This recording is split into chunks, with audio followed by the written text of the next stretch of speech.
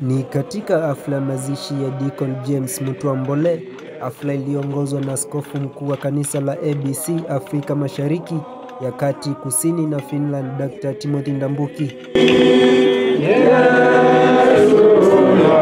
Askofu mkuu akimtaja Deacon Mbole kama aliyejitolea kuifanya kazi ya Mungu, akisema alikuwa mwalimu mwema wa Sunday School na kuongoza vijana kwa njia inayofaa. Olume ni sila na mwani na mwani 1963 aitawani wa mzee mwana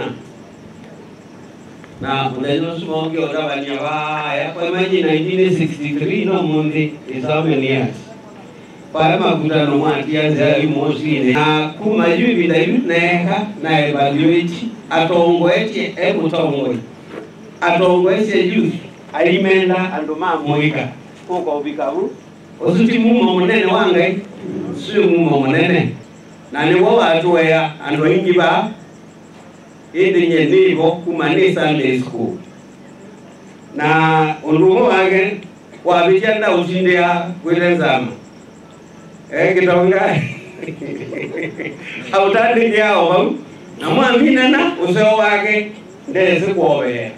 Akiwataka Wakristo kuzidi kumwamini Mungu na kutenda mapenzi yake ili kuona ufalme wa mbinguni, akisema kuna mji mtakatifu ulioandaliwa kwa wale wanaomwamini.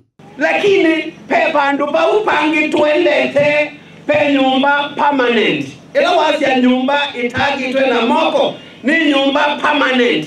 Ya tene na tene ituni kwa wekalo wanu.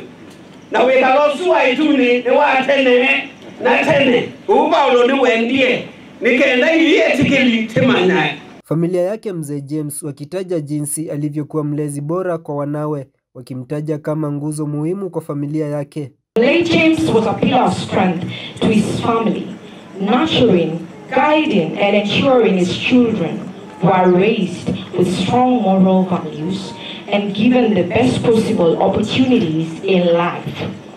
Isaac Musyoka, Undugu TV.